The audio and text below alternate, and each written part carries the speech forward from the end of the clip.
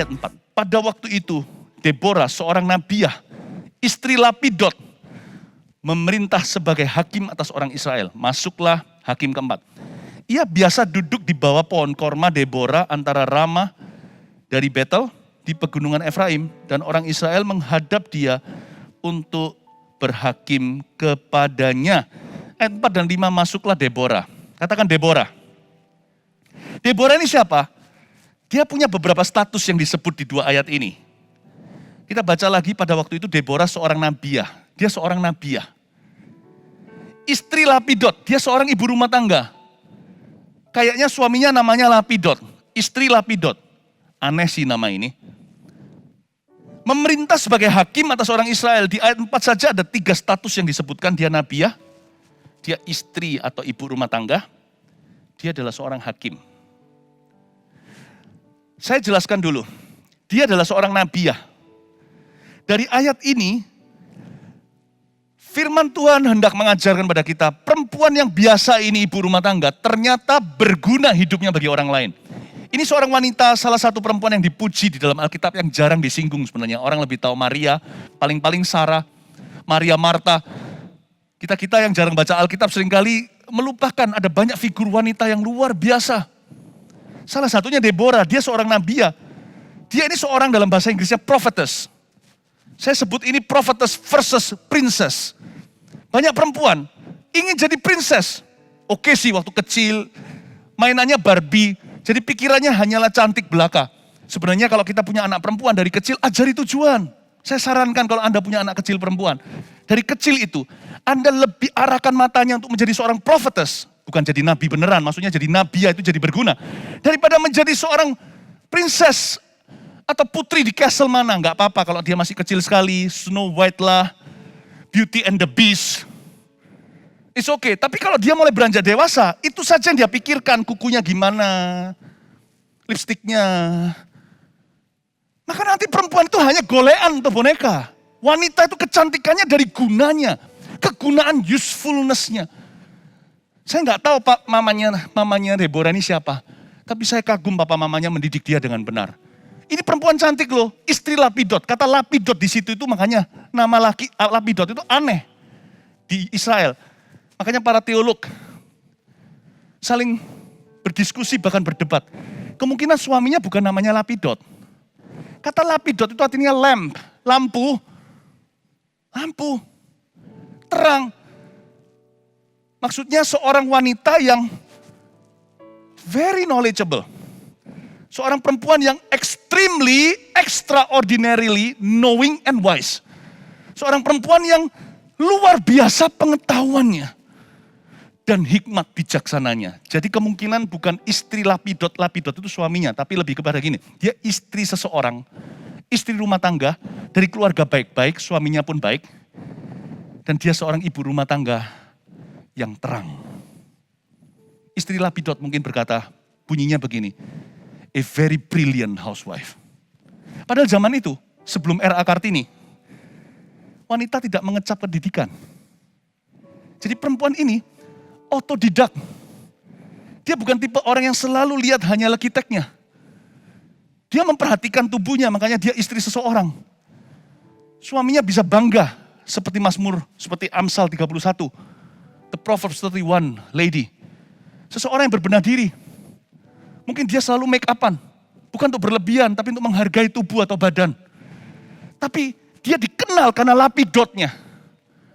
Dia dikenal karena brilian pikirannya. Ini bukan Einstein, ini bukan bicara tentang IQ. Ini bicara tentang people skill. Dia ini orang yang peka, gampang membaca situasi. Orangnya sangat supel dengan manusia, namun orangnya punya karakter yang tiada duanya. Orang semua melihat dan berkata, itu mama rohaniku. Itu kakak rohaniku. Semua orang bangga. Karena setiap orang datang kepadanya untuk berhakim. Dia disebut sebagai hakim. Berarti dia tempat curhat. Dia tempat nasihat. Dan orang-orang pada berbondong-bondong datang, laki-laki maupun perempuan, untuk didoakan sama dia dan suaminya gak tersinggung. Karena dia tetap istri Lapidot. Dia tidak pernah diceraikan oleh Lapidot. Gak pernah ada kata-kata Deborah bercerai sama suaminya. Ini orang ya, saya gak ngerti kehidupan rumah tangganya seperti apa. Berbahagialah yang punya istri seperti ini. Berbahagia yang punya mama seperti ini. Saya sendiri pada waktu masih bujangan, saya berdoa sebagai hamba Tuhan. Bahwa istri yang, kalau saya pernah ditanya sama orang istri seperti apa, saya minta yang knowledgeable. Wanita yang brilian. Bukan pinter atau sok kepinter. Tapi wanita yang menguasai materinya. Orang-orang yang bijaksana, perempuan yang bijaksana.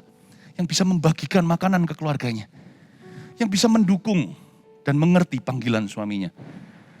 Saya percaya setiap laki-laki punya harapan itu. Saya bicara terlebih dahulu kepada sang wanita. Perempuan di tempat ini. Jadilah seorang istri yang melebihi kumpulan arisan. Jadilah seorang wanita. Suami Anda udah takut atas Tuhan atau belum? Daud bisa salah, Abigail menghentikannya. Daud loh, sebijak-bijak laki-laki masih bisa emosi. Abigail, saya sebut sebagai saya yakin adalah istri Daud yang paling bijak. My. Jangan tunggu suamimu untuk bangun kerohanianmu. Kalau perlu baca buku. Kalau baca buku, enggak semua orang baca buku jadi pinter sih. Ada juga yang baca buku jadi kutu buku namanya. Whatever it takes, apapun untuk membuat Anda belajar, cara belajar Anda beda, bahasa kasih juga nggak sama, ada bahasanya pemberian, bahasanya jamahan, pujian.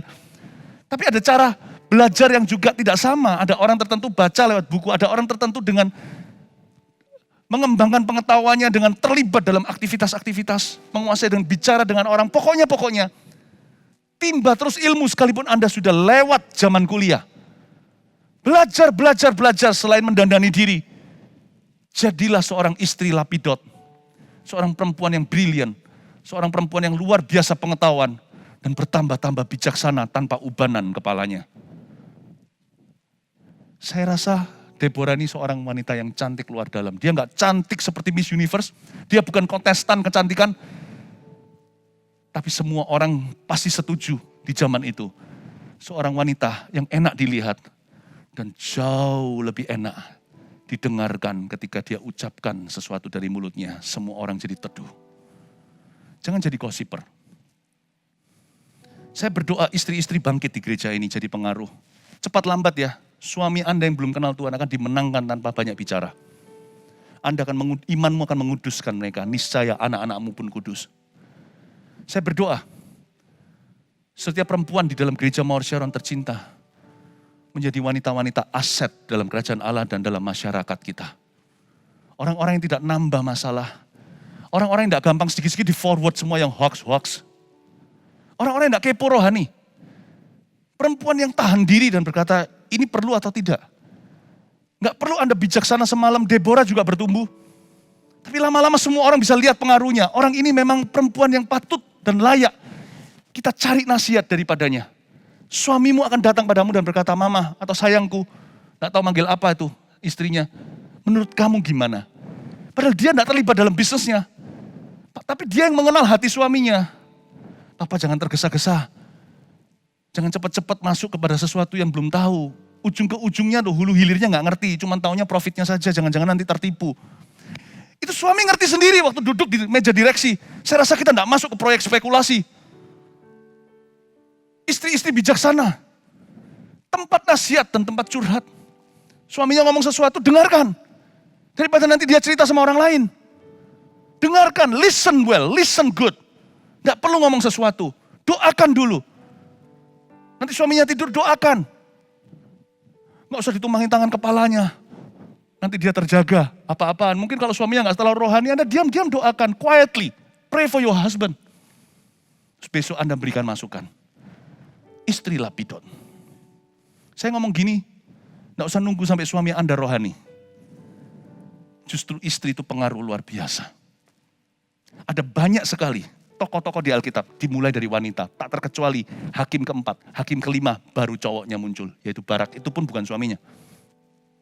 Itu jenderal tentara. I want to show you the value of a woman. Nilai seorang perempuan. Perempuan itu diberi Tuhan peran terhingga dalam kerajaannya. Equal dengan laki-laki.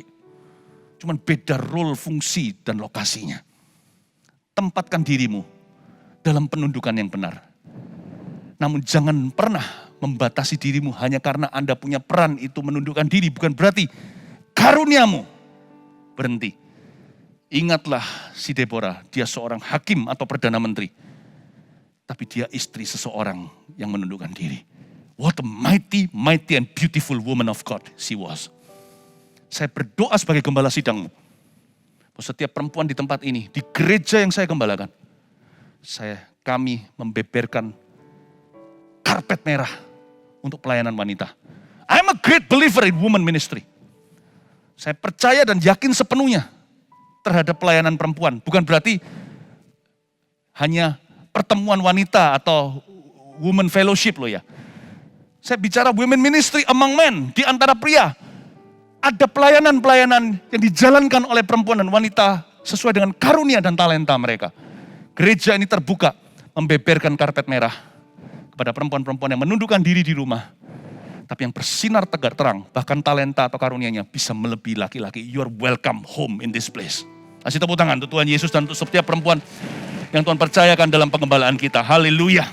Istri Lapidot sebagai hakim, lalu ayat 5, ia biasa duduk di bawah pohon korma Deborah antara Rama dan Betel di pegunungan Efraim. Pohon korma Deborah. Lucu ya, pohon korma Deborah, pohon aja disebut pohon Deborah.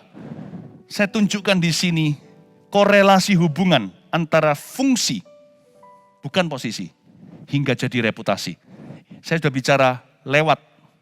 Sudah nggak lagi ngomong soal perempuan, saya ngomong tentang laki-laki maupun wanita sama-sama. Inilah cara kerja Allah. Temukan fungsimu. Fungsinya Deborah adalah sebagai nabi ya. Tempat nasihat, tempat curhat, orang minta didoakan. Tapi dia nggak pernah angkat dirinya jadi hakim. Lama-lama jadi hakim sendiri. Paham maksud saya? Pemakaian Allah di hidup kita itu berdasar fungsi. Pertama-tama, bukan posisi saja. Jadi ada banyak orang itu punya posisinya, tapi ompong fungsinya. Tapi ada orang yang punya fungsi, tidak punya posisi terlebih dahulu seperti Yusuf di penjara. Cepat lambat posisi akan menyusulnya. Alangkah baiknya kalau kita itu bisa mengenali karunia seseorang atau fungsinya, lalu kita memberi dia posisi. Wah, dia akan ngejos itu, dia pasti akan meluncur dengan leluasa untuk jadi berkat bagi sesama. Tapi jangan khawatir, kalau Anda disuruh pilih salah satu terlebih dahulu, pohon korma Deborah, yang penting bukan pohon kormanya. Subjeknya adalah Deborah, objeknya pohon korma. Kalau disuruh pilih fungsi atau posisi mana dulu, kalau bisa hanya pilih satu, saya pilih fungsi dulu. Kalau saya berfungsi, apapun juga akan jadi pohon korma Philip Mantova, pohon korma Adi Wijaya, pohon korma Yanti Puspita Dewi. Nama itu fungsinya. Deborah sebagai hakim dan nabia. Pohon korma Deborah itu mengajarkan pada kita, temukan fungsimu. Terus lakukan itu. Diberi posisi atau tidak, gampang nanti. Tuhan itu tahu bagaimana mengangkat seseorang dan meninggikannya atau menundukkan dan menurunkan yang lain. Lama-lama kalau Anda berfungsi, itu jadi reputasi. Pohon korma Deborah itu reputasi. Reputasi seseorang. Bangunlah reputasimu yang baik. Cara kerja Allah untuk memberkati hidup seseorang. Cara kerja Allah untuk memakai kehidupan seseorang itu adalah tidak tentu semalam. Tuhan itu tidak serba instan. Mujizat memang langsung terjadi. Tetapi kesucian, kekudusan, kemitraan dengan Roh Kudus itu berjalan terus menerus jangka panjang. Itulah sebabnya Allah kita itu serius mau membangun reputasi anak-anaknya. Itulah sebabnya jangan sampai demi sesuatu yang sifatnya sementara atau gegabah, Anda hancurkan reputasi yang dibangun bertahun-tahun. Kalau Anda selama ini telah jujur, sudah jujur sungguh-sungguh, lanjutkan. Jangan korupsi. Sebab sekali kita korupsi, reputasi kita hancur, berubah menjadi keluarga pencuri. Jangan lakukan sesuatu yang orang lain akan tuai. Anda ada satu orang papanya, satu orang kepala keluarga, di dunia kerjanya nggak beres, ada benar, larikan uang orang lain. Keluarga itu akhirnya diberi label dan dicap, keturunanmu pun disebut sebagai keturunan koruptor. Don't do anything that will mar, Jangan lakukan apapun yang akan menghancurkan, merusak reputasimu jangka panjang. Karena reputasi itu lebih berharga daripada emas, perak, dan permata. Anda bisa kehilangan pekerjaan, tapi kalau reputasi Anda baik, sampai kapanpun pekerjaan akan mencari Anda. Sampai kapanpun Anda tidak bisa bangkrut, karena modal yang tertinggi dalam dunia usaha adalah kepercayaan manusia. Sekali kita mencemari itu, mana-mana tutup pintu. Itulah sebabnya, kalau Anda mau Allah terus bekerja di hidupmu, jaga reputasimu. Sesuai dengan firman Allah. Pohon korma Deborah menjadi terkenal. Di situ Deborah duduk dan selalu menyelesaikan permasalahan umat Tuhan. Orang ini punya reputasi yang tidak tergoyahkan di kalangan orang Israel. Berbahagialah anak-anaknya jikalau dia punya putra-putri. Itu anaknya hakim besar. Itu anaknya orang baik. Itu keluarga baik-baik. Cari mantu pun nanti, cari besok. Waktu Anda nanti cari mantu juga gak susah. Ini ya dari keluarga baik-baik. Siapa enggak tahu bibit bobot bebet. Berbahagialah anak muda yang orang tuanya hidup benar dan punya reputasi yang bagus. Nanti anak itu enggak susah cari pasangan hidup. Tapi celakalah, kasihan orang muda yang harus dikorbankan karena papa mamanya ceroboh dan egois sekali. Sehingga sampai kapanpun semua orang berkata, itu anak mafia, itu anak penjahat, hati-hati jauhi. Semakin tipis pilihanmu, kemungkinan besar hanya orang-orang tertentu yang mau sama Anda. Mereka yang sama-sama warnanya. Saya percaya, reputation will pay off in the end. Reputasi itu akan sangat rewarding. Upahnya itu dahsyat. Jadi kalau sampai hari ini Anda sengsara, menderita, turun sebentar, turun banyak ya nggak apa-apa, dirugikan, dilupakan. Lebih baik daripada Anda serahkan reputasi. Lebih baik saya digores tangan saya, kaki saya berdarah, terkilir lagi, bahkan patah. Satu hal yang nggak boleh dijamah dari badan saya adalah biji mata saya. Ini kalau sekali rusak, sekali ketusuk sesuatu yang tajam, saya buta, nggak dapat gantinya. Kalau tergores masih bisa sembuh. Kalau buta gimana? Reputasi adalah biji matamu. Jaga dengan segenap hati. Tahun ini, saya berdoa setiap jemaat Gereja Mawar Syaron tercinta, satu-satu di seluruh kota-kota di mana kita berada, reputasi terbagus selalu dipegang. Turun-temurun piala bergilirnya selalu diberikan kepada jemaat kita. Di mana-mana yang terbaik, yang paling rajin, yang paling jujur, yang paling cakap dalam pekerjaannya, yang paling excellent, yang paling kreatif. Semuanya di mana-mana, di kota mana-mana. Ya Gereja Mawar Syaron dan jemaatnya. Haleluya, kasih tepuk tangan untuk Tuhan. Jaga ya reputasinya. Jangan hanya menjaga reputasimu, jaga reputasi Tuhanmu terutama. Orang Kristen kok gitu? Pernah dengar gitu gak? Pendeta kok gitu? Bolak-balik, saya kena getahnya berkali-kali. Saya pernah digituin sampai sekali saya gak tahan. Saya ini biasanya sabar-sabar, saya berkata, kok orang lain melakukan kok saya yang menanggungnya? Lucu kan? Pendeta kok gitu? Saya berkata, itu dia yang melakukan, bukan aku. Kalau ada satu orang Indonesia, bunuh siapa? Masa seluruh Indonesia salah? Lucu nih orang. Tapi gak bisa enggak. Manusia itu memang sentimen gitu. Jadi karena itu kita harus ekstra hati-hati untuk menjaga. Orang Kristen kok gitu. Mereka gak mau tahu. Selama itu bisa dan itu dalam kemampuanmu, jaga ya. Juga jaga reputasi gerejamu. Itu loh, pelayan Gereja Mawar Syaron. Tapi titik-titik, pip, pip, pip, pip, disensor semua. Aduh, kalau saya dengar gitu tuh saya sedih. Tapi puji Tuhan, lately, akhir-akhir ini gak pernah dengar gituan lagi. Haleluya, kasih tepuk tangan untuk Tuhan. Tapi orang harus ngomong begini, itu loh jemaat Mawar Syaron. Gak tahu kenapa, saya pernah dengar sesuatu yang lucu sih. Wah, jemaat Mawar Syaron tuh ganteng-ganteng, cantik-cantik ya. Nah itu orang yang motivasi salah. Waduh cakep-cakep tuh. Ya puji Tuhan, tetap saya terima itu sebagai komplimen, sebagai gembala sidang. Tapi lebih daripada itu, hendaknya yang dipuji juga inner beauty. Dan saya bersyukur, terus terang saya ngomong begini ya. Karena sekarang kita sudah maju di depan. Saya mau lari lebih kencang. Sebenarnya sih terus terang. Saya gak pernah dengar yang macam-macam kok tentang jemaat. Malahan sebaliknya, banyak orang memujimu. I'm so proud of you. Sangat bangga. Sebagai gembala, saya sungguh-sungguh bangga menggembalakan Anda. We consider ourselves lucky to have you. Sungguh beruntung memiliki Anda sekalian. Lanjutkan itu. Justru kalau kita di depan jangan lengah, jaga reputasi. Sebab pohon korma itu Tuhan percayakan kepadamu. Pohon korma lalu taruh namamu. Ayat berikutnya, ayat 6. Ia menyuruh memanggil Barak bin Abinoam dari Kadesh di daerah Naftali. Lalu berkata kepadanya, bukankah Tuhan Allah Israel memerintahkan demikian? Majulah, bergeraklah menuju Gunung Tabor dengan membawa 10.000 orang Bani Naftali dan Bani Sebulon bersama-sama dengan kau. Dan aku akan menyerahkan Sisera, menggerakkan Sisera, panglima tentara Yabin, dengan kereta-keretanya dan pasukan-pasukannya menuju engkau ke sungai Kison. Dan aku akan menyerahkan dia ke dalam tanganmu. Masuklah hakim yang kelima, namanya Barak. Tapi bukan Barack Obama. Ini Barak Alkitabiah. Ayat 5, ayat 6 berkata, Deborah, ia menyuruh memanggil Barak bin Abinoam dari Kadesh di daerah Naftali. Yang mencatat kitab hakim-hakim ini seolah-olah tahu Barak itu siapa. Berarti Deborah tidak mulai dari nol kali ini, karena peperangannya sudah genting harus terjadi. Deborah memilih seseorang yang sudah punya reputasi. Nah ini reputasi kembali. Deborah itu seorang a reputable hero.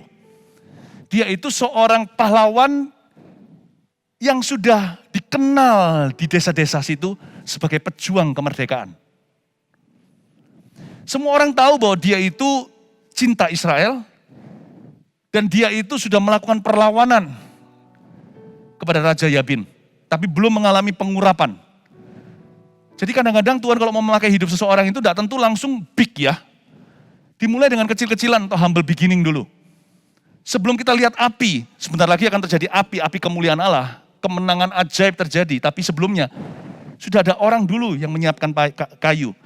Tuhan tidak tentu selalu mencari dari nol lalu turunkan apinya. Tuhan cari siapa yang rajin kumpulkan kayu bakar dulu, itu Tuhan pilih. Karena itu jangan tergesa-gesa, reputasi tidak selalu diberikan upah langsung hari ini.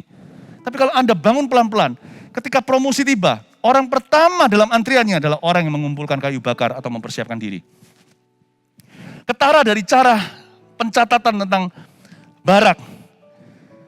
Ia menyuruh memanggil Barak bin Abinoam dari Kadesh di daerah Naftali. Kayaknya udah terkenal di daerah Naftali itu terjadi perjuangan-perjuangan tapi nggak ngalami kemenangan telak. Alias mereka itu menjalankan perang gerilya. Dari semua itu, Deborah hatinya tertuju kepada seorang muda bernama Barak. Sama dengan rasul-rasul ketika mereka mau mengangkat tujuh diaken. Disuruh cari di antara umat Tuhan. Itu bukan demokrasi, tapi disuruh mereka menemukan pria-pria yang reputasinya bersih. Orang-orang yang penuh dengan hikmat dan penuh dengan Roh Kudus. Itu dipilih, ditumpangi tangan. Mereka jadi diaken-diaken berikutnya yang menangani diakonia. Dan salah satu menjadi seorang yang bersinar wajahnya ketika berdebat dengan orang Farisi. Martir pertama gereja mula-mula, Stefanus namanya. Melakukan banyak mujizat, bukan full timer. Dia masuk ke dalam sekolah-sekolah, auditorium, berdebat dengan intelektual di sana, dan membuktikan bahwa Yesus adalah Tuhan, dan melakukan banyak tanda dan mujizat. Orang ini tiba-tiba jadi api unggun Allah. Bahkan wajahnya bersinar kemuliaannya. Tapi semula, di antara orang-orang dia terkenal sebagai salah satu di departemen apa di gereja mula-mula, yang rajin bekerja. Orang yang paling tepat waktu. Semua orang belum datang, dia datang dulu, semua orang pulang, dia yang bersihkan. Orang yang selalu ramah, orang yang tidak diragukan komitmennya. Ternyata kayu bakar itu perlu ya. Banyak orang kan kepinginnya langsung kaya, langsung dipakai Allah, langsung luar biasa, langsung besar. Tuhan berkata, reputasi itulah perkara sederhana. Kalau Anda bangun perlahan-lahan seperti burung membangun sarangnya dengan liurnya, bird's nest namanya. Perlahan-lahan, itu yang mahal. Tuhan Deborah menemukan Barak. Orang ini harus pergi untuk berperang. Lalu dia berkata begini kan, perkataannya ayat 6b. Bukankah Tuhan Allah Israel memerintahkan demikian? I love this. This is the nature of prophecy. Inilah hakikat nubuatan. Supaya Anda tahun ini kalau dapat nubuatan Allah, tahu bagaimana reaksinya. Tahu gimana meresponinya. Dan tahu gimana membedakan nubuatan yang benar dari nubuatan yang salah. Demikianlah kata Deborah. Bukankah Tuhan Allah Israel memerintahkan demikian, majulah, bergeraklah menuju Gunung Tabor dengan membawa 10.000 orang, bla bla bla. Bukankah Tuhan Allah Israel memerintahkan demikian? Itulah nubuatan. Garis bawahi kata bukankah. Nubuatan itu tujuan utamanya, fondasinya bukanlah memberitahu, tapi meneguhkan. It's confirming, not telling. Jadi kalau ada orang tiba-tiba datang dan berkata, Tuhan berkata kamu jodohku. Anda berhak berkata, kok Tuhan tidak ngomong sama aku? Kan bukankah Tuhan telah memerintahkan? Itu perkataan Deborah. Tidak bisa mentang-mentang dia diurapi. Deborah itu punya reputasi. Ini orang direspek. Perkataannya dianggap sebagai perkataan Allah. Tapi cara dia membawa diri kepada Barak tidak semena-mena. Dia berkata, bukankah? Isn't that right? Betul kan? Barak mengangguk-angguk, betul aku selama ini rindu sudah aku bawa-bawa dalam angan-angan dan mimpi. Aku mau perang, memenangkan perjuangan dan membawa Israel kepada damai kembali. Seperti zaman dulu, zaman Ehud. 80 tahun masa peaceful, tapi kali ini aku mau bawa mereka untuk cari Tuhan selama masa damai. Ketika Deborah berkata, bukankah Tuhan telah memerintahkan? Seperti ada konfirmasi peneguhan di dada Barak dan berkata, yes, iya. Aku sudah menginginkan, mengangankan, memimpikan. Pelajaran satu untuk kita menerima nubuatan. God will speak to you also. Tapi nggak jelas. Ketika dinubuatkan, kalimat itu jadi seperti ada pirnya. Itu melompat di hati dan jiwa. Yes, ini loh yang aku rasakan. Itu nubuatan. Untuk kita menerima sesuatu. Makanya itu nubuatan itu kaya dalam hidup orang yang sudah diisi firman. Bukan orang yang tidak mau firman, maunya cuma cari nubuatan. Kemana-mana, nubuatkan dong, nubuatkan dong, nubuatkan dong. Itu salah kaprah. Makanya rajin baca Alkitab. Nubuatan akan menyongsong Anda. Dan ketika itu datang, Anda akan tahu itu nubuatan. Tapi bagi orang yang menubuatkan, si Deborah, jangan kita mentang-mentang. Kita diurapi, kita ngomong, seluruh Israel menganggap itu suara Allah. Terlebih lagi kita harus hati-hati dan waspada karena kita mewakili siapa? Kita mewakili Tuhan. Pakai bahasa bukankah? Betul kan? Bukankah? Maaf kalau saya salah, saya masih belajar. Kalau sampai tepat, itu berarti Tuhan. Kalau kurang tepat, ya berarti saya yang salah dengar. Karena asal saya salah dengarnya nggak gini loh. Ayo kita membunuh, Tuhan suruh. Karena firman Tuhan berkata jangan membunuh. Nggak pernah baca Keluaran kali. Tapi kalau saya beritahu sesuatu, dan itu meleset sedikit, saya berkata, doakan saya ya. Nabi pun harus belajar, saya bukan nabi. Kita harus rendah hati. Bukankah? Itu sama dengan betul kan? Isn't that right? Hei Barak, bukankah Tuhan telah memerintahkan? Yes ma'am, yes ma'am. Wow. Karena itu saya tidak percaya nubuatan caranya begini. Tuhan gerakkan saya. Saya merasa you sebagai pengusaha harus memberi saya uang. Untuk melanjutkan pelayanan saya. Tuhan gerakkan angka segini, betul kan? Betul kan? Anda berkata, sejak kapan Tuhan Yesus merampok? No. Anda berhak berkata, no. Apalagi kalau orang pakai nubuatan untuk memanipulasi, dan no-nya huruf besar dua-dua, N-O. No! Kayak perintahkan anjing gitu, no, sit! Duduk! Harus kereng. Tapi kalau orang datang pada Anda tidak pakai nubuatan dan berkata, Pak bisa tolong saya. Berbelas kasihanlah. How can I help you? Selama aku mampu dalam batas-batasku. Mari kita jadi gereja yang sehat. Tubuh Kristus menjadi tubuh yang sempurna. Tidak ada salah guna karunia. Karunia itu untuk membangun. And prophecy is confirming. Not telling. Amin? Sudah mau selesai ini nanti kita lanjutkan ya. Anda diberkati nggak? Puji Tuhan ya. Haleluya. Sampai ayat berapa?